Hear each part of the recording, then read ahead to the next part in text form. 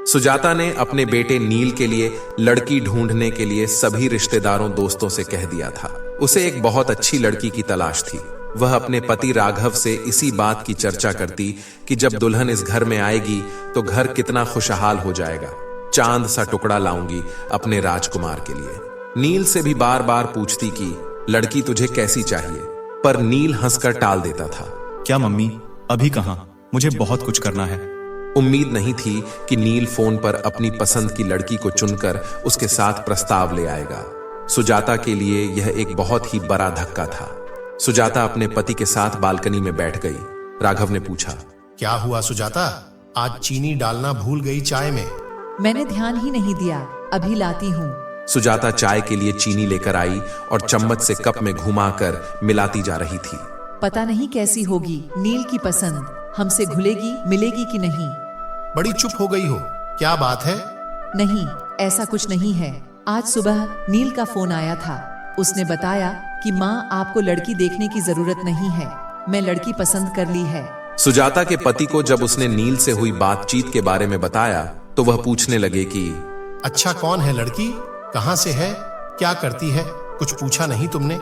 नहीं, मैंने सोचा मिलकर बात करेंगे, कल आ रहा है। अगले दिन नील की पसंद का नाश्ता और खाना बनाकर फुर्सत से जैसे ही बैठी तभी नील आ पहुंचा। क्या बात है, आज बड़ा खुश है। मैं आपको माही के बारे में कल बताया था ना, यह देखिए उसकी फोटो। कुछ घबराई नजरों से फोटो को देखने लगी। लड़की अच्छी थी। कैसी है मम्मा? प्यारी है।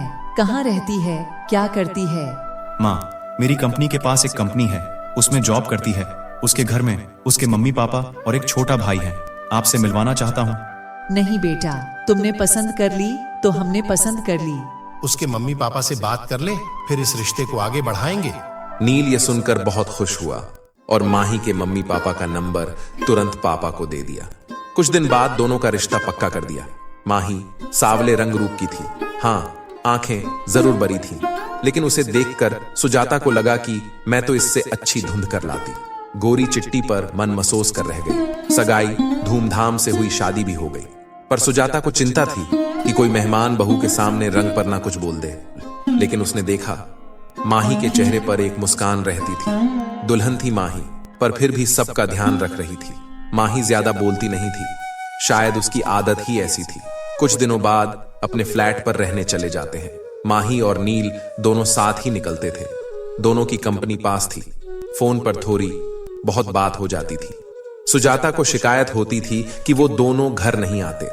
इस पर उसके पति राघव उसे समझा देते कि उनको छुट्टी नहीं मिल रही होगी। एक दिन नील ने फोन किया और कहा, आप और पापा कुछ दिन के लिए आ जाओ, हम दोनों को छुट्टी नहीं मिल रही है, लेकिन आप लोग यहाँ आ जाइए, साथ मिलकर रहेंगे। अभी नहीं, फिर कभी। लेकिन नील मानने के लिए तैयार ही नहीं था। अच्छा, तेरे पापा से पूछकर बताऊंगी। राघव के यहाँ कहने पर सुजाता की खुशी बढ़ गई और उसने एक लिस्ट तैयार कर ली कि क्या क्या राघव के साथ वह बाजार से जाकर नील की पसंद का लेगी। आखिर पहली बार बेटे और बहू के पास रहने जा रही थी। दोनों टैक्सी करके अपने बेटे के पास पहुंच गए। सुजाता सोचने लगी, माँ ही ऑफिस होगी, छुट्टी तो ली नहीं होगी। दरवाजे पर ताला नहीं लगा था। सुजाता को अच्छा महसूस हुआ। डोरबेल बजाते ही माही ने नमस्ते किया। नाश्ता और चाय लेकर आ गई। माही ने कहा, आप नहा धोकर कपड़े बदल लीजिए, मैं थोड़ी देर में खाना लाती हूँ। यह देखकर राघव मुस्कुराए। बहू कितनी समझदार है। राघव के कहने पर सुजाता कुछ नहीं बोली। कहती भी क्या। शाम को जब नील आया तो सब खुशी से मिले। सुजाता सामान दिखाने लग गई। सब खुश थे। नील, सुजाता और राघव बातें कर रहे थे। माही अपने इधर उधर के काम समेटने में लगी थी। रात का खाना बाहर से ही ऑर्डर कर दिया था। सबने मिलकर खाना खाया। खा पीकर सब सोने चले गए। अगले दिन ऑफिस था। माँ, नाश्ता रेडीमेड है, नील बाजार से ला दिया था। सुजाता ने देखा माही नया सूट पहनकर तैयार थी। ये वो सूट था जो सुजाता लाई थी। माही ने आगे बोला, खाना बना दिया है, खा लीजिएगा। सुजाता ने धीरे से कहा, सुंदर लग रही हो माही। और तुरंत बात पलट दी। मैं बना देती नाश्ता। माँ, आप क्यों काम करेंगी, अच्छा चलते हैं।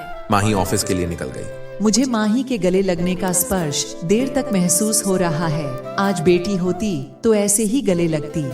राघव ने भी अखबार पढ़ते पढ़ते भावुक दिल से हाँ कहा।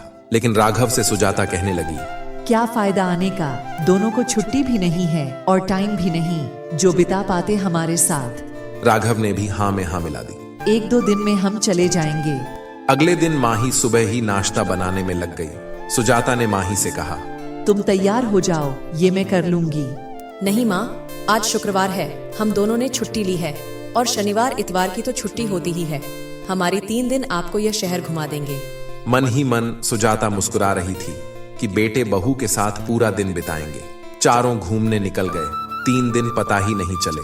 अगले दिन सुजाता सुबह ही उठकर रसोई में आ गई। माही तुरंत बोली, मम्मी जी, कुछ चाहिए नहीं? मैं तो इसलिए चली आई कि दोनों मिलकर काम करेंगे, सब काम जल्दी हो जाएगा। ये सुनकर माही मुस्कुरा दी। दोनों ने मिलकर नाश्ता बनाया और माही ऑफिस के लिए तैयार हो गई। नील और माही चले गए। सुजाता राघव से माही की तारीफ किए जा रही थी और राघव मुस्कुरा रहे थे। शाम को नील और माही ऑफिस से आए। खाना खाते समय राघव ने कहा, हम कल जाने की सोच रहे हैं। अभी तो कुछ और दिन, अभी तो खूब मन लग रहा है। आप अकेला तो महसूस नहीं कर रहे? नहीं नील बेटा, तुम्हारी मम्मी साथ है ना, तो दिन आराम से कट जाता है। कभी टीवी देख लेते हैं और कभी अखबार पढ़ लेते हैं। ऐसे में समय का पता नहीं चलता। तो फिर क्यों जाना है? खाना खाने के बाद माही कमरे में आकर बोली, मम्मी जी, शाम को ऑफिस से आकर बहुत अकेलापन लगेगा। आप दोनों के आने से रौनक हो गई है। थोड़े दिन और रुक जाइए, या मैं तो कहती हूँ कि आप हमारे साथ ही रहिए। वैसे भी अब पापा जी रिटायर हो गए हैं, कोई काम नहीं है। आप दोनों का ध्यान हम पास रहकर ज्यादा अच्छे से रख पाएंगे। कितना ध्यान रखती हो तुम हम सबका। नील बड़ा किस्मत वाला है जो हमें एक अच्छी बहू मिली। इतनी अच्छी तो मैं भी ढूंढ नहीं पाती। मम्मी जी, मैं भी किस्मत वाली हूँ जो ऐसा परिवार मिला।